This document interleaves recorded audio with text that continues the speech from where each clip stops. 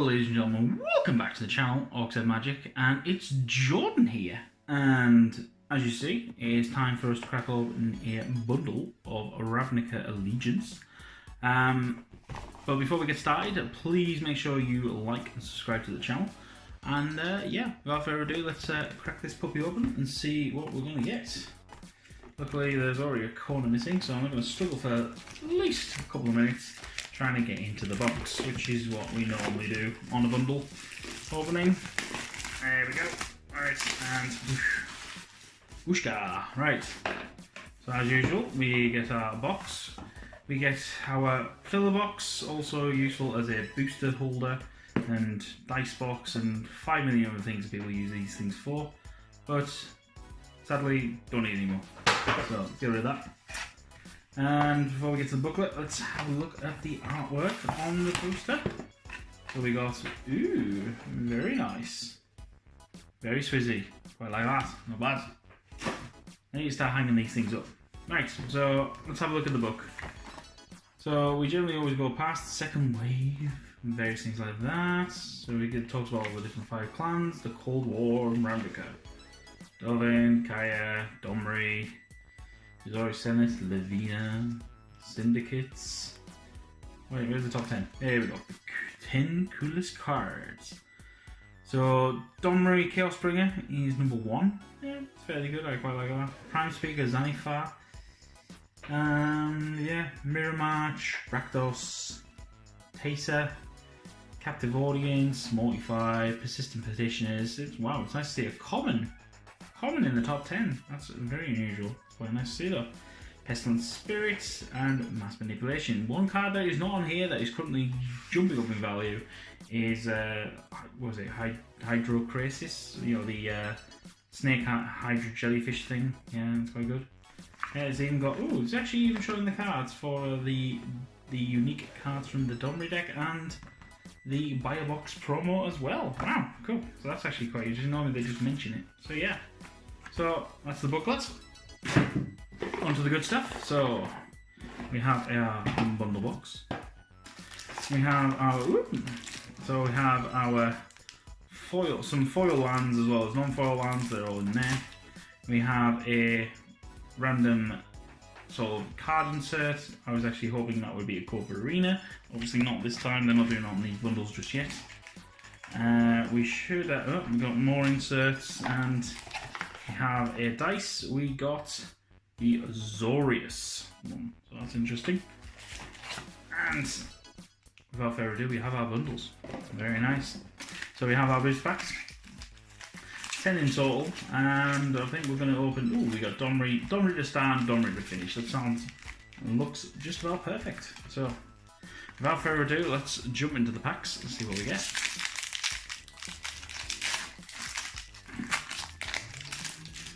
Okay, we're going to skip past all the jank because we don't need to look at that. People are only here for the uncommons and rares. Screaming Shields.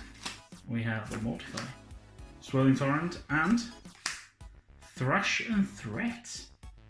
So instant deals damage equal to its power to target creature or planeswalker you don't control. It's quite good because it does say target planeswalker as well. And sorcery, you get to create a 4/4 red and green beast with trample. And we have Troll Bred Guardian as a foil, uncommon. Rakdos Guildgate and the Spirit. Some of these do have codes to the side, like #play arena on the back and stuff like that. So please make sure you're entering the code. Get yourself some free packs on Arena. Okay, I'll put the rares and foils to one side, and we'll go from there. Dive into pack 2. Quite liking the set, it's been very good fun. Past the comments. Right, we have Windstorm Drake, Drillbit, Macabre Mockery, and Theatre of Horrors. So obviously from the Rakdos Entertainment, you get to exile a card, and when you deal damage, you can then play the cards underneath. And 4 mana, you can ping attack. You deal 1 damage to target opponent or planeswalker. It's quite good. Guildgate and Ooze, or we do like oozes. Very new now that we got an Ooze Lord. We might have to try that somewhere, possibly in Modern. I think it'll be quite sweet. Nice. And We have Frilled Mystic, Coiling Serpent or whatever on a stick. But yeah, it's essentially a good count as well. It's not too bad. Essence Capture, 2 blue, counter target creature spell, and you get a 4/1/1 counter on target creature you control. Not bad. Blood Mist Infiltrator. And Captive Audience is a mythic. So we've got 1 mythic so far. It's not bad. And nothing, go guess. And no code again this time. I think you should probably, if you get like sort of sealed products, you should maybe get a code to get a pack or something like that. We have Rakdos Firewheeler, Clear the Stage, Combine Guildmage, and Smothering Tithe. 4 mana enchantment. Whenever an opponent draws a card, that player may pay 2. If the player doesn't, you get to create a colourless treasure token with sacrifice and add 1 mana. It's good for sort of early game ramp, really. Sort of you can ramp into something big, or deal something with like explosion, or even Banefire for that matter. Guildgate and nothing. What are we in? We've got 6 pack left? Not too bad. So far, 1 mythic. Could be nice to get something a bit more special. We can. Right. We have Eyes Everywhere. A very intriguing artwork of design. Sky Tether. Great card, especially as it gives it defender, it loses flying. Tower Defense, great board wipe protection for especially damage-based board wipe. And the rare is Biomancer's Familiar. Activate abilities of creature control cost 2 less. So it's a bit like Training Grounds, and this effect can't reduce save any less. And tap. Next time target creature adapts its turn, it adapts as though it had no 1/1 counters on it. So it's a good way to get extra counters on, as well as on a creature that's already got 1/1s. And nothing again. So yeah, not too bad, not too bad. It'll be interesting to see how the meta develops. I mean, on Magic Arena meta is completely different than sort of paper meta, so it'll be interesting to see what's going on. Angelic Exaltation, 4 mana enchantment. Whenever a creature you attack alone, it gets +X/+X, where X is the number of creatures you control, so not too bad. You get exalted back in the format. Senate Guildmage. Gates Blaze, obviously well known from Wedge's latest deck. And Nikia of the Old Ways. 5 mana, 5/5 legendary creature. You can't cast non-creature spells, but whenever you tap a land for mana, you get to add 1 mana of any type that land could produce. So essentially, it's really good in terms of you double your mana production, getting extra damage for like large X spells or various things like that. But unfortunately, you can't just realise you can't do that, but you can sort of dump the board with creatures. I've seen a few people do this in Commander, and it looks quite good. We have a foil Plague White. So it's quite nice and shiny. But yeah. Down to 4 packs left. Let's see what we get. Ugh. Right, we have a Gravel Hide Goblin. I do like it, I just want it to be better personally. It's a shame. Right, let's get past Skewer the Critics. Great card, love that. Sphinx and New Prav. So 4 mana, 4/3. Basically, you've got to pay 2 extra mana to target it with removal, and it's got Flying and Vigilance. Tin Street Dodger, Goblin Rogue. It's a 1/1 with haste, and you can pay 1. Can't be blocked, except it can't be blocked by creatures with Defender. Dovin's Acuity, essentially the opposite to Disinformation Campaign, where you get some life and you get a draw card. And we have Verity Circle. So it's a 3 mana enchantment. Whenever a creature an opponent calls becomes tapped, if it isn't being declared as an attacker, you may draw a card. And then you can pay 5 mana to tap target creature without flying, which is quite a critical key on this, because it's good, but if it hit everything, hit everything rather than being restricted to non-flyers, it would be, I think it'd be better, but it's good. It certainly works well with things like Psychic Corrosion, where you can sort of, both of them work in tandem with each other quite nicely. Right, there we go.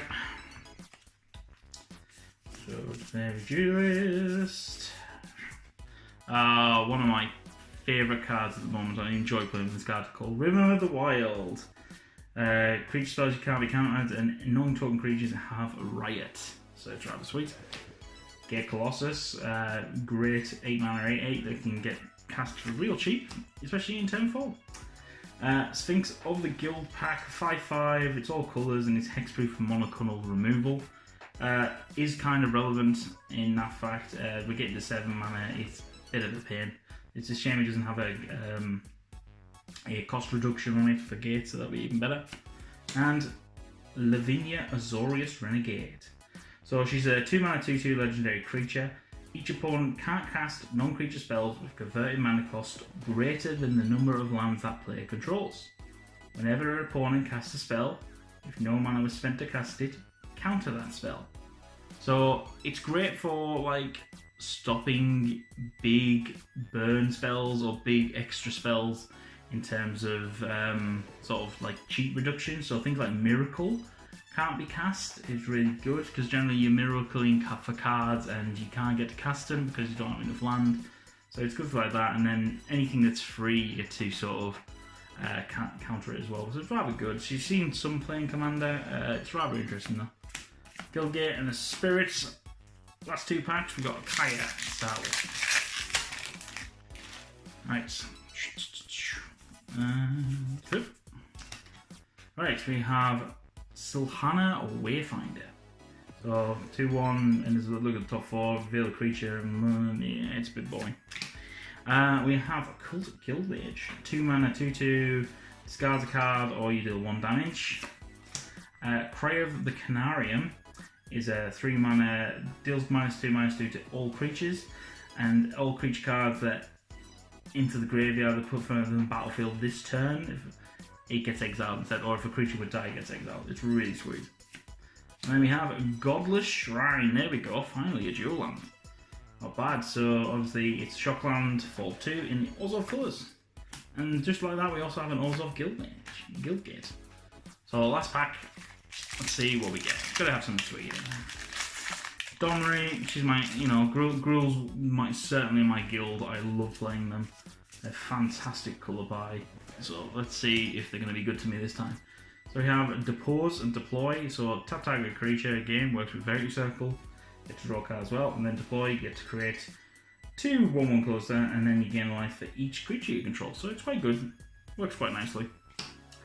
Clamor Shaman, 3 mana 1/1 with Riot.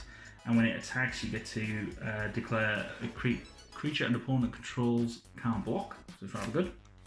And then we have Wilderness Reclamation, 4 mana enchantment that should be banned.